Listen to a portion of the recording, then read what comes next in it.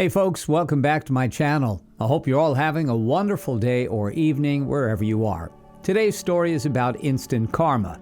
OP's wife is completely freaking out after she cheated on him and then got diagnosed with a rare autoimmune disorder that she needs medication for in order to save her life. In today's second story, OP's wife had an affair with her college professor. Now, let's get into today's stories to find out what happened. My wife of 19 years told me about her friend setting her up on a blind date.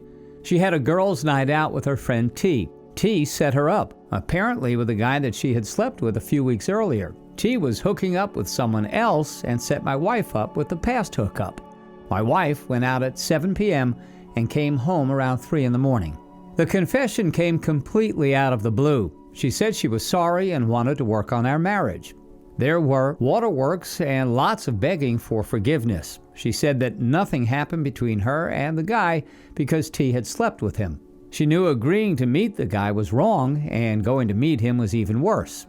I didn't believe that nothing happened like she said. She also said that the guy works at a sawmill and you make more money. That's why I was the better option. Basically, she was confessing to actively trying to replace me.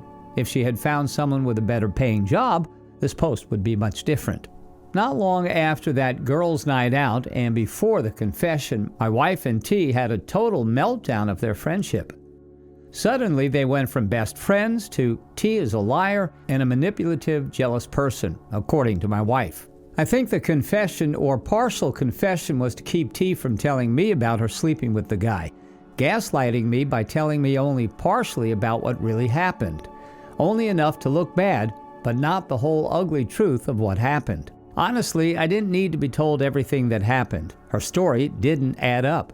The holes in the story were too big. Little coincidences that occurred around that time put everything in perfect focus. When she told me about it, I lost all feelings for her. I just went numb, didn't even get angry. I'm done. Just working on my exit strategy at this point. Getting financials in order, finding a place to move into, etc. It really sucks that she would be willing to throw away 19 years of marriage with no regard for anything, including our 2 children. Update. Sorry in advance. This is a long one. A lot has happened since my first post. She is in full-blown panic mode. Recently, she was diagnosed with an autoimmune disorder where her white blood cells attack her lungs. This causes asthma attacks that normal medication can't correct. The only drug on the market that controls the condition has a copay of $13,000 after her Medicaid. If I didn't have really good health insurance through my employment, there wouldn't be any possibility of her being able to afford it. She has been trying everything to reconcile. She even set up couples counseling. We made it through 2.5 sessions. This explains why she came clean on partial truth and wanted to fix things. Counseling went the way I figured it would. Every session was all about everything I had done ever, including my working 50 hours each week to make ends meet because she has partial disability and didn't work. I'm not saying that I'm perfect by any stretch of the imagination. Everything was brought up, including our 2 children. Well, except I was informed that the mention of her date night was off limits.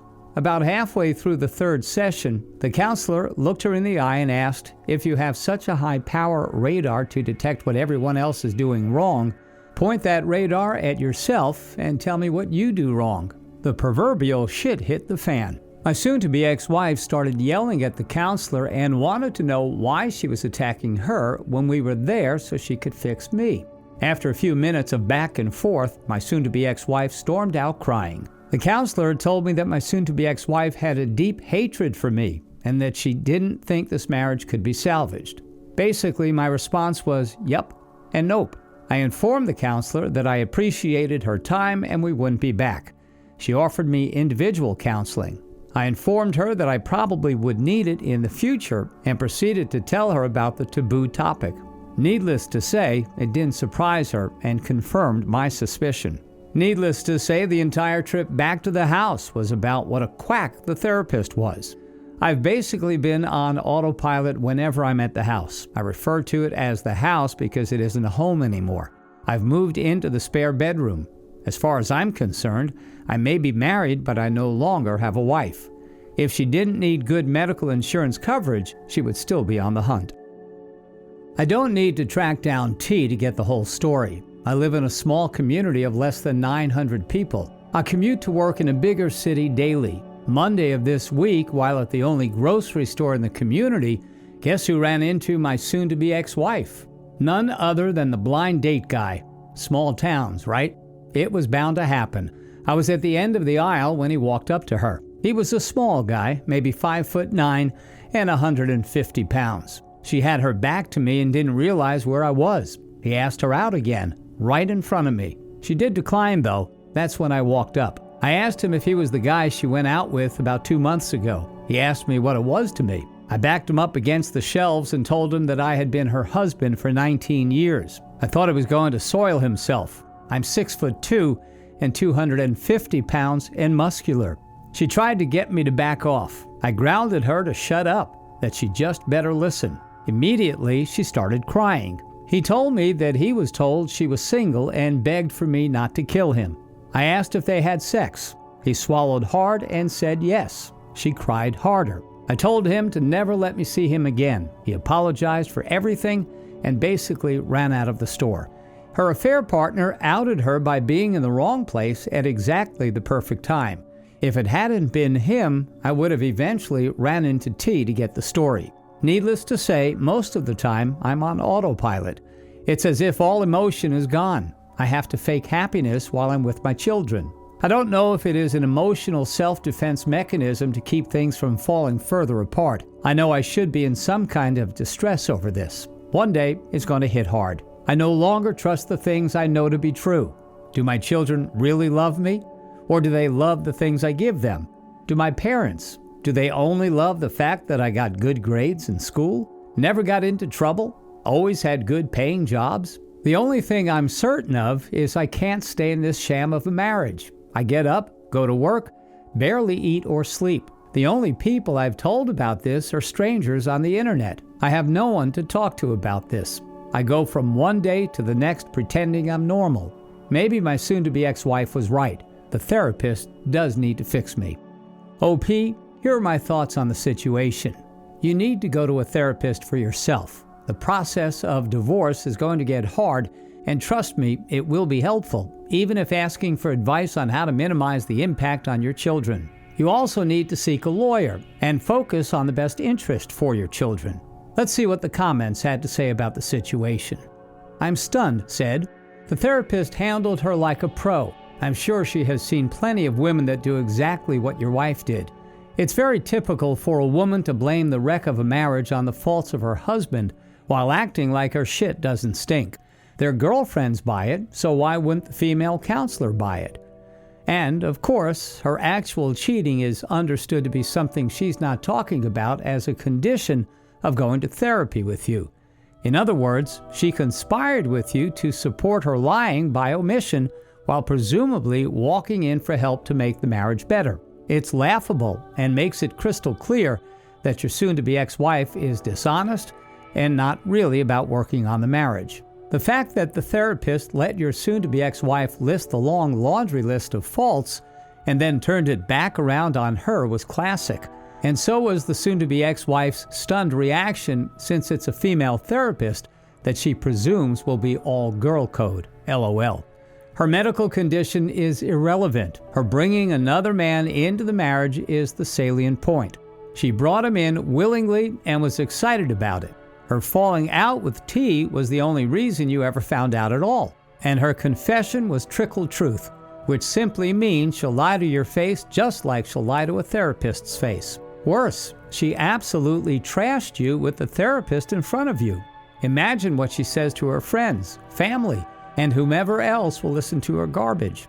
Your soon-to-be ex-wife has little character and integrity and does not sound like someone that is actually reconciliation material. So don't offer it. Let her go.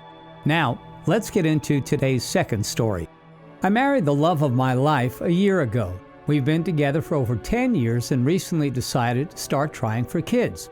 However, after trying a bit, we decided to wait until after the new year. This is what happened to me.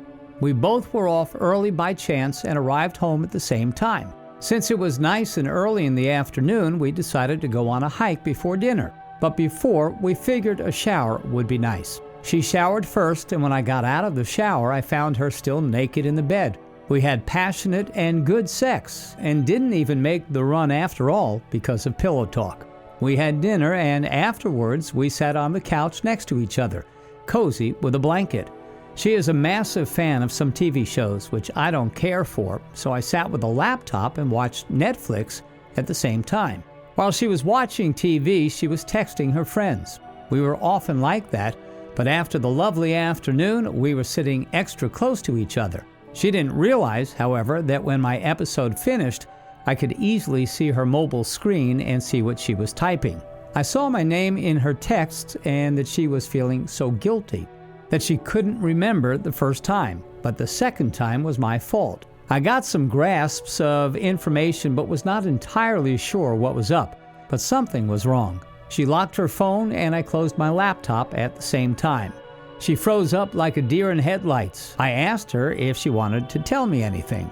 I got up and walked out of the door. Normally, she wouldn't like that in an argument, but she didn't even move. A 15-minute walk and 3 cigarettes later, she still hadn't called or texted me, and because of this, I knew the shit was real.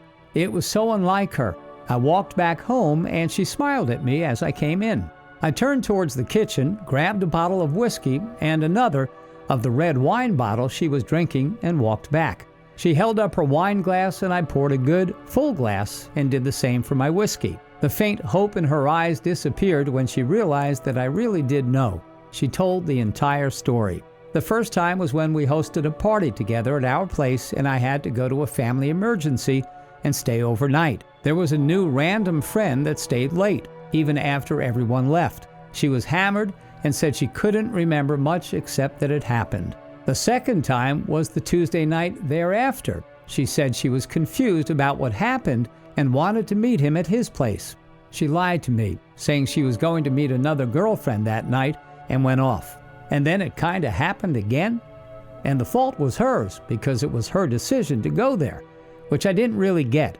After that, she broke it off and she was feeling terribly guilty. She didn't want me to leave and was terribly sorry, etc. The talk continued after that, but that is the gist. We spent the night apart and I asked her to find another place for the night while I thought. That's this morning as I'm writing this. Oh man, for all the people still reading all of this, I'm sorry for the wall of text. I think this is just some therapeutic writing for me. Do with it what you want. I just had to get it off my chest. I'm going to take my time thinking on what to do and see it from there. OP, your wife obviously has no respect for you. Do you honestly believe her sob story? You need to file for divorce immediately so you can get out of this relationship. You can also try to record everything she's saying. It will make things a lot easier for you in court. I wish you the best of luck with your situation. Thanks for taking the time to listen to today's stories. Don't forget to like and subscribe if you haven't already done so, and comment below on what your thoughts are on today's stories. If there's a story you would like to share with me about your own situation or someone else's, then please do not hesitate to contact me. Take care, everyone.